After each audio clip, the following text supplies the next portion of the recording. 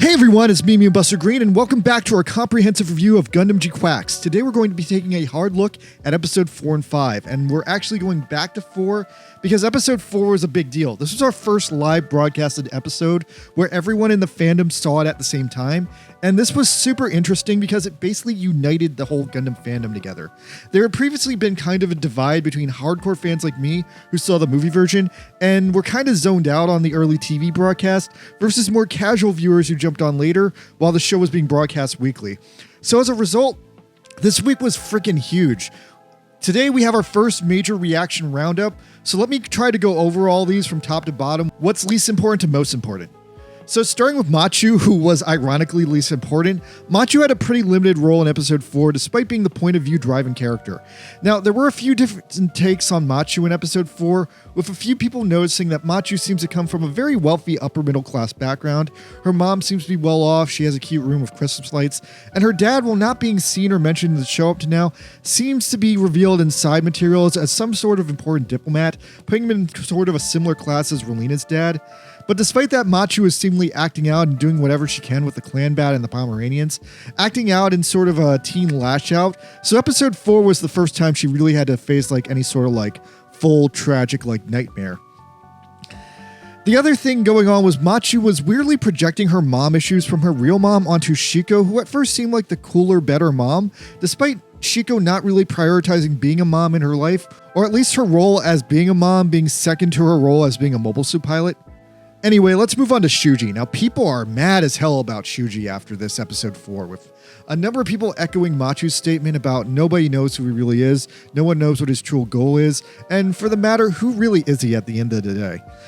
We have people definitely questioning his motives now, wondering if his motives are just some sort of weird, like, extension of what Char wants. Is he a puppet for Char? Is Shuji therefore a Char clone? He is, after all, piloting a distinctive Char mobile suit. Nonetheless, we have some people citing that Shuji either deserves to die for killing Shiko, or otherwise is just absolutely going to die soon on the basis that everyone's mavs in the show seem to drop dead. Now, meanwhile, Shuji did have a few fangirls coming to his defense, however, pointing out that Shiko was a batshit crazy bitch who tried to kill a child in the middle of a sports game and deserved to be incinerated because she absolutely would not stop under any circumstances. Furthermore, in some direct Easter eggs I missed last time, someone pointed out that the room Shalia is in on the Sodan is a direct recycle of Misato's room on the Wunder from EVA 3.3.3. So yeah, Studio Car can be cheap sometimes. We then have a lot of people clocking Shiko as being a weird analog for Ruriko from Shin Kamen Rider, with the random jacket and the random scarf-like object on her pilot suit, as well as a couple of shots lining up one for one with Shin Kamen Rider cinematically.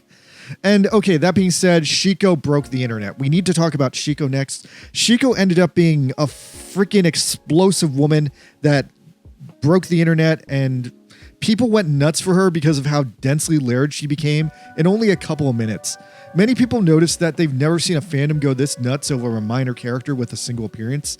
But one thing that's been pointed out that I didn't pick up on the first time was that Shiko's civilian uniform, did you guys take a close look at it? It's a black sweater with a red collar.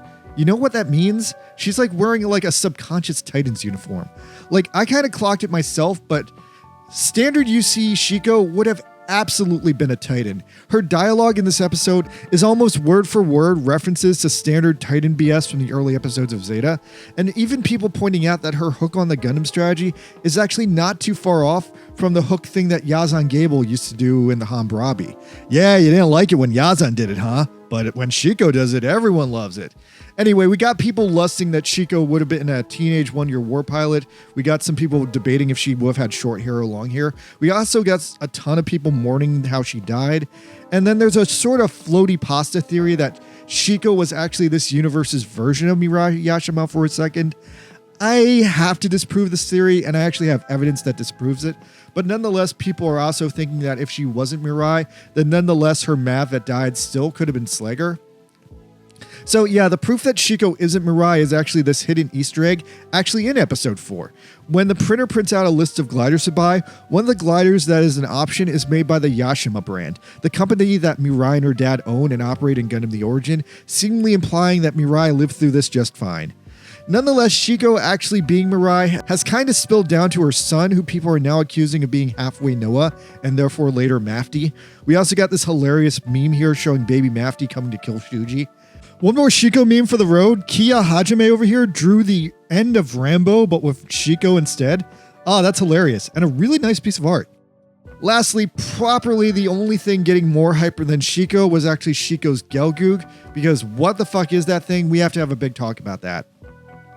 Okay, so first of all, after the episode, line art dropped, and there's notes here that while the classic Federation red and white color scheme was Shiko's colors, that wasn't normal. That was completely something Shiko added. You'll also notice in the line art on the shoulder, she also added her witch logo, and then there's a creepy slogan underneath it I can barely make out.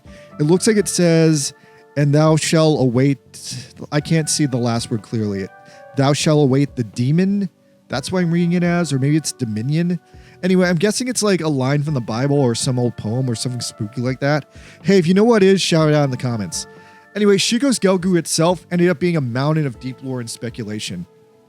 First things first were people noting the triple eye design seemed to be a callback to the Regelgu sniper from Double Zeta MSV. Massively ancient like callback.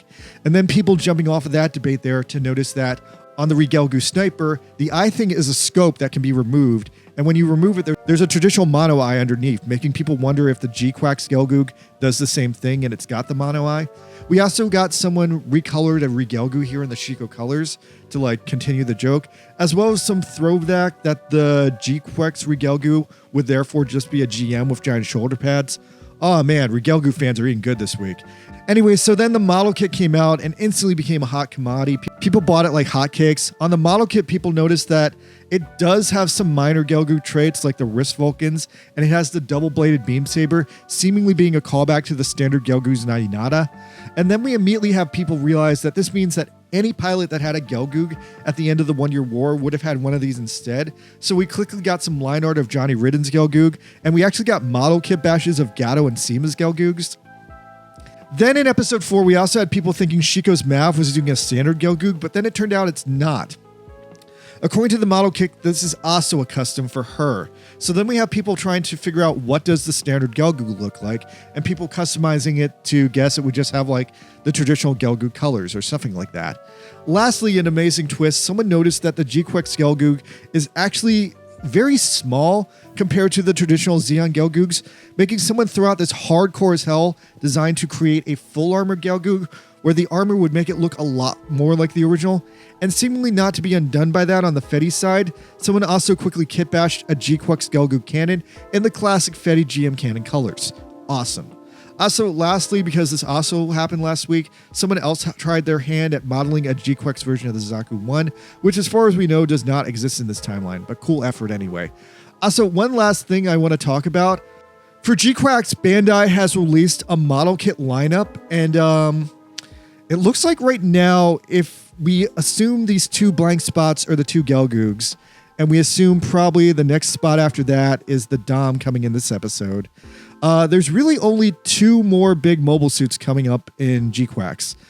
We have Item C, whatever that is, Item D, if they group the Gelgoogs together, and Item E, the mysterious one everyone's pointing out, is about 33,000 yen compared to all the other mobile suits being about 2,000 yen. So everyone's guessing that that final Item E over there is going to be some sort of huge mobile armor, maybe something like a Psycho Gundam or a Zeong, but definitely something huge because of the difference in the price of plastic. Anyway, no one knows what it is, but it gives some hope that there's going to be a big bad at the end of the season. All right, so that's everything. That's the whole internet's reaction to episode 4.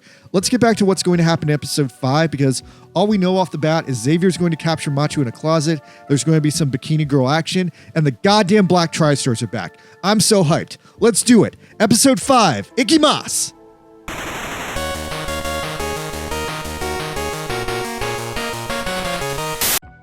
Alright, so episode 5 starts in space, showing panels and garbage flowing out of the colony into this like weird garbage dump system.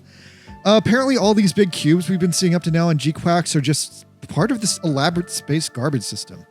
So then we rejoin Gaia and Ortega, these classic Gundam characters who have unfortunately become garbage men.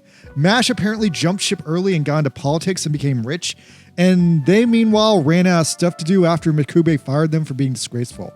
The Black Tri-Stars never fought the Gundam in this timeline, and it seems that left them feeling broke and voidless in their lives. Machu, meanwhile, is sunbathing on a roof and otherwise seems withdrawn after killing Shiko. Aki brings Machu some delicious mochi donuts to make her forget about the mom she killed. She then gives Machu some advice that she has sort of a thing for Shuji, and she needs to clear the air with him. Xavier, meanwhile, has gone completely rogue, going solo through the colony trying to get the Quacks back from Machu. Shalia Bull hasn't moved from his chair in a year, and apparently he seems to be okay letting Xavier run wild, although Komali has some reservations about it. Xavier, meanwhile, runs into a Zeon spy in Side 6 who tells him that Lady Cassilia has suspicions against Shalia. She thinks he's purposely sabotaging this mission for his own amusement, and he kind of is, I guess. I mean, honestly. So Machu goes back to school and plays baseball or something. She flips over a pole, then we flip over to Nyann, who's still doing the illegal courier thing in an ironing letterman jacket. What's up with the ironing letterman jacket? Oh wait, they're going to do laundry together. Wait. You mean Nyann dressed up in a special laundry jacket to do her laundry? Oh, that's so redundant. Anyway, they then try to deliver grocery to Shuji, but he's out in the Gundam. He comes back at the same time Machu does. Shuji gets questioned by Machu and Nyann. Nyann and Shuji get weird and start venting on the Gundam, and then they start like laying naked on it to cool down. Machu finally does it too, and yeah, everyone's in their underwear suddenly. Wow. Damn, even the fan service in the show is a twist of the expectations. I thought they were going to the beach. Now, ironically, the girls seem to have settled on buying the Yashima brand glider, the one I just pointed out. And you'll notice that for a second, you can see a poster for Expo UC 85. This is a reference to the IRL Expo 2025 that's happening this year in Japan right now, and I'm hoping to go to it at some point. Nyann ends up getting questioned by some jerk cops who want to see her ID, and Machu, in a totally based Camille Badan moment, knees the cops in the balls. Xavier ends up coming in clutch at this moment and causing Machu to get her away from the cops. Machu eventually realizes the situation she's in. Xavier clocks Machu as being from a debutante school and is kind of shocked by her existence. Xavier realizes Machu can't do clan bad if she's stuck in the closet, and he's like, haha, this is how I'm going to get her. Nyann realizes that this is bad, so she steps up to pilot the G-Quacks, because they need that sweet clan battle money to escape to the Earth. Now, Nyann ends up stealing the Gundam dress as Machu, and hilariously, the Pomeranians don't notice because they're very low-key invested in whatever the fuck she does. At the start of the battle, Nyann can't get the Omega Psychomu working, and Shuji seems to be high and out of it with a fever. Now, the two Black Stars come straight out right at Nyann, and surprisingly, they also seem to have the goddamn taser electrocutors from the Hambrabi. Damn, everything I predicted is coming back in this one. Now, I can't tell if the 2 stars Dom is customized or if the Doms are just different in this universe. It actually seems like they have a huge backpack on this one. Wait, the huge backpack is actually a third leg. What the hell? What the hell's up with that? Alright, so Haru ends up eventually activating the Omega Psychomu for Nyann. She ends up going a little bit insane, and we get the classic Black Tri-Stars defeat from the original Gundam with Nyann springboarding over Shuji instead of MASH. The triple-legged Dom design is actually really crazy. Look at the way it hovers. Also, wait, I just realized these are the first time we're seeing Black Tri-Star Rick Doms and not classic Doms. So hey, Black Tri-Stars got Rick Doms. Good for them.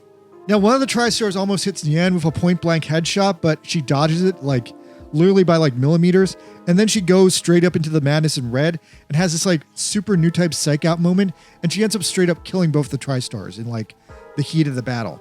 Now, Machu finally escapes the closet, getting fed up with Xavier's bullshit, and Machu ends up feeling nuts, feeling like Nyann cheated on her with her man. Damn. I did not expect this level of drama, but Machu really likes Shuji, doesn't she? Now, at the end of the ep, Shalia decides to summon the Kikuroga, I guess because he's going to eventually fight the Gundam and die. I didn't expect it to go this way, but yeah, if he's going to summon the Kikuroga and fight the Gundam, I feel like that's a death flag. And meanwhile, Machu ends up having this weird holy fuck moment with, oh, it's you, Nyann. It's a really cool ending to the episode because she's just staring down the Gundam like that, and I really like the way they framed it, but yeah, I'm not sure how the drama is going to go. Maybe they're leading to... I mean, it feels like it's ultimately going to be this like Nyann, Shuji, Machu love triangle, but I feel like it's an all directions love triangle, which is crazy. Alright, there's not much to take away on the next episode preview. Zeon seems to have figured out where Shuji is hiding the Gundam, so I guess they have to move it. And there's a big plot coming to assassinate Cassilia Zabi. I'm not sure who is instigating the plot, so that's interesting. But yeah, not a lot to go on from the preview here. Just looks like more cool shit is coming. And yeah, Shalia summoned the Kikaroga, but I guess Cassilia is coming to talk to him about it. And that's where we're at. Overall, this was an interesting episode. I feel like once again, they keep introducing these like pilots of the episode and not giving them a lot of time. Like even compared to like the original Gundam, the Black Tri-Stars got more build up. I'm less let down that the Black Tri-Stars get as much build up in this one because they did technically already get enough build up in the original Gundam and like from like our back knowledge and whatever. It's the exact opposite of the Shiko being Mirai thing in the last episode. Although it is kind of funny that the main characters really barely interact with them. Even Shalia doesn't know who they are, so that's kind of funny. I really thought they would have more impact on the plot, but they really just get like wiped off the board on this one. I don't know if that was the best episode. I did appreciate the fan service. It's kind of funny how all the big reveals were just things that I was able to figure out by looking harder at episode 4. And overall, this episode was okay. It was cool seeing Nyann go crazy. I guess that's the highlight of the episode. Yeah, what did you guys think? Did Nyann go crazy? Is Nyann like a bloodthirsty maniac? Leave a comment. Tell me what you think. All right, I'm going to go now. Check you guys next week.